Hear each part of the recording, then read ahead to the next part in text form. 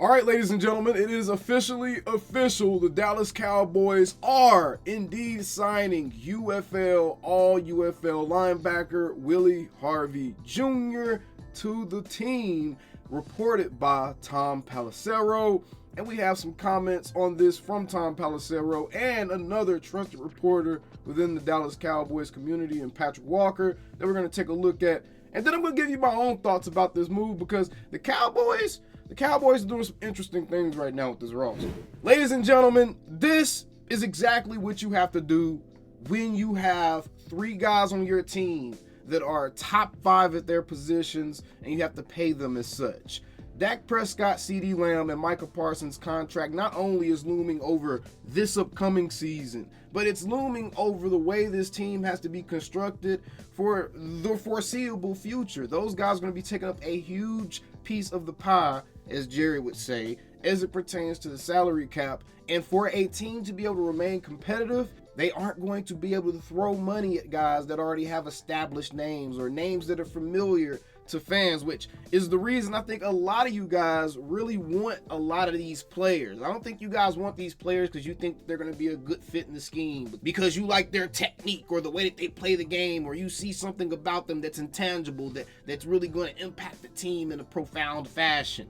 A lot of you guys don't care about none of that. A lot of you guys just recognize a name that you might have heard. He might have been good in college and got to the NFL and been extremely mid, like so many other great college players. But just because you know his name, you start twerking and doing a mega knees challenge for him to get on the squad. But the Cowboys are in a unique situation. They have a guy named Will McClay in the front office with them, and he has done an excellent job of being able to find diamonds in the rough and be able to make pretty much something out of nothing. Willie Harvey Jr., I believe, is going to be another one of those players. And Patrick Walker, which I just mentioned, he also said that his workout went well. He would say, and this is a guy that works at the Star, so he's there frequently, right? Beyond that, Tom did let us know that several other teams in the NFL, several means more than 5 other teams in the NFL, wanted Harvey Jr. as well, and the Cowboys got their hands on this guy first. It's always a good sign when a guy has multiple suitors and he isn't shoehorned into just accepting a deal anywhere. I think Willie Harvey Jr. is strategically picking the Cowboys because he understands this is the best opportunity for him personally to be able to pretty much catapult his career into a place where he can obtain some level of security within his football playing career. He can really establish himself somewhere, because that's one thing I really like about these types of guys. And I'm going to trust the Cowboys here because traditionally they've done a good job with bringing these outside league guys to the team and them actually panning out pretty damn well. Brandon Aubrey was an excellent pickup, and Kevontae Turpin has been a good weapon when utilized, right? But Willie Harvey Jr. is interesting to me because he actually made it to the NFL briefly with the Cleveland Browns. Come on, man. He played for the Cleveland Browns like back in 2017, 2018 or something like that. So we know what the Cleveland Browns was looking like back then. And he found his way out of the league, as so many other guys do on these terrible football teams, and they end up not getting second chances unless they're really someone that's standing out at the time.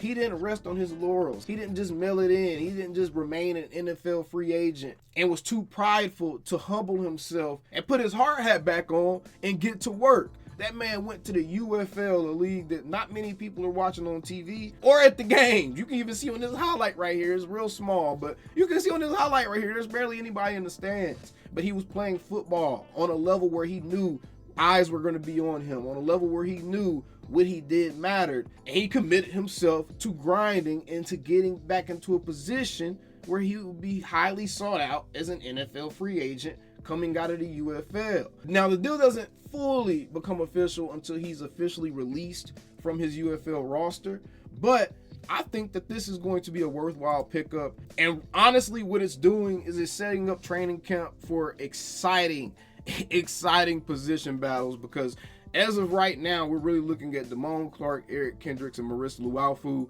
as our starters in that linebacker room. Obviously, they have DeMarvion Overshown, Marquise Bell. I think Marquise Bell is probably going to go back to a safety position this season, so ESPN might need to take Marquise Bell out of that position, especially at middle linebacker. That's crazy. And Buddy Johnson on the roster as well, but we do need more depth. We have Damian Wilson still, Brock Moggensen. We do need more depth, and we are going to need multiple guys, a variety of guys that we can throw out there. At the very minimum, if you can't get premium blue chippers because you're trying to build your roster a certain way to accommodate for the guys that you have here. If you can't get premium blue chippers, then the next best thing is to get guys that are like diamonds in the rough here, or guys that just really understand how to play football and have a deep desire for playing football, and get a bunch of those guys that you can throw out there and see who sticks. Because eventually you'll run into a James Harrison. Eventually you'll run into one of these guys that wasn't really like a huge name coming out of college or anything, and all of a sudden they blast on the scene and they really make something out of themselves. You'll run into a Shannon Sharp, someone that had to start his career on special teams. You'll run into guys like that are hidden gems, guys, and it's just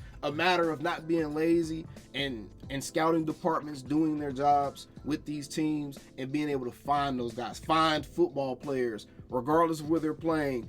Find football players. That's my thing right there. Find football players, and linebackers are one of the best ways that you can fix the run. And just find guys that know how to play the damn position, bro. And that's what this is about right here. Willie Harvey Jr. played his position specifically in the UFL at linebacker better than anybody else in that league, guys. He was an all-UFL guy. He played that position better than anybody else at that league this year, and why not? To me, this is damn near like getting a second, third round type of guy coming out of college, to be honest. And really it's better because it's a fully grown ass man. The dude's 28 years old and he's an absolute monster, bro. He's huge. All right. So I like this move for the Cowboys. And again, like I was kind of getting to, man, the Cowboys have to do this. They have to do this. And if they're going to be competitive and they're going to remain competitive with the guys they have on their rosters, for one, those guys have to step up and those guys have to be consistent. And I'm not talking about, oh, just step up in the playoffs. You guys sound ignorant. You guys sound stupid. That's the most miserable way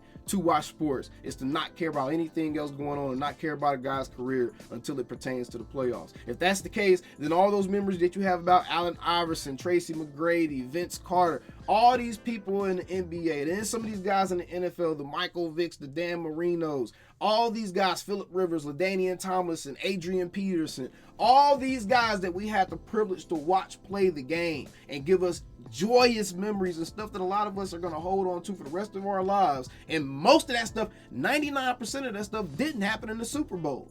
Think about that. Your greatest memories of watching the sport, most of those didn't even happen in the Super Bowl. A large majority of those didn't even happen in the Super Bowl. Now, if you were privileged enough to be a fan of one of those teams, the Steelers, the Patriots, certain teams that went to the Super Bowl consistently and stuff, then you probably have a lot more memories in the Super Bowl than the average person. But if you're not one of those teams, and specifically the last 5 years in the NFL, if you're not the Kansas City Chiefs or a Tom Brady fan, then you ain't got nothing to say either, bro. So that's foolish. The whole playoff thing, no. As long as these guys are going out there and performing at a high level and making me enjoy watching football, watching the product on the field, that's all I fucking care about.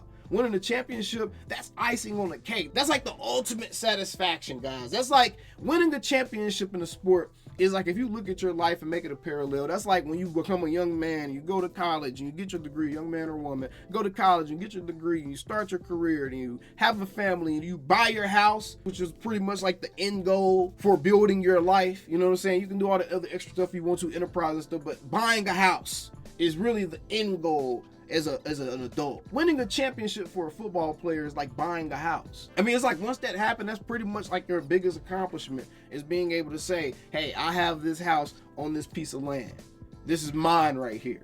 That's the biggest accomplishment, guys. And that's the thing that you're waiting on. And you should be okay waiting on it as a fan, because the wait makes it much sweeter. The wait makes it much sweeter. I don't know what it is with fans nowadays that think that you're supposed to win a championship every single season, or that you're going to realistically be competing for a championship every single season. And if you're not, then it's like, oh, forget the team. It's like, you're not really a fan at that point. That's called being a bandwagon rider. That's a bandwagoner, guys. You're not fans. You're someone that's trying to get a quick hit of dopamine without having to actually put in the time and have the actual attachment and immerse yourself in experience in the proper manner to really get the actual enjoyment that a real fan gets when their team finally does win that Super Bowl and they're able to make that memory. And they're able to make that memory as a fan of watching those guys win that Super Bowl and think about everything those guys went through.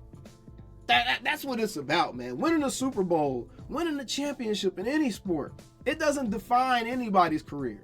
It elevates a career. It does not define a player's career. What a player does the other 98% of the time that they're playing in that particular profession, that's what defines their career. Again, winning a championship elevates careers. All championships aren't created equal. All players don't play the same role in getting those championships. Hell, all players may not contribute equally on the way to the championship. So it's like, how do you really apply value and apply that much value to the point where it defines a player's career? How do you apply that kind of value to a player? Someone like a Joe Burrow, if you look at that playoff run when they made the Super Bowl, a lot of you guys would have instantly been ready to put him up into the top 5 quarterbacks of all time. But the whole time, his defense and his kicker was carrying him through the playoffs all the way up until the Super Bowl.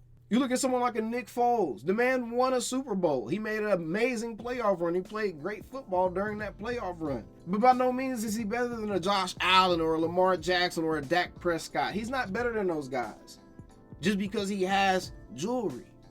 So I'm saying the whole championship ring thing has completely killed sports dialogue and it's made you guys look at everything in a weird, whacked out way. So I like this move for the Cowboys. I want to see how this turns out for Willie Harvey Jr. I want to see the impact that he has on the linebacker room because there's an area of opportunity there. I feel like he could easily slide in and potentially be a starter. I don't feel like anybody besides maybe Eric Kendricks is really just pinned in to be the starter. This guy could end up being a starter for the Cowboys. We're about to sign him on June 18th, June 19th, or whenever day he gets released from the UFL.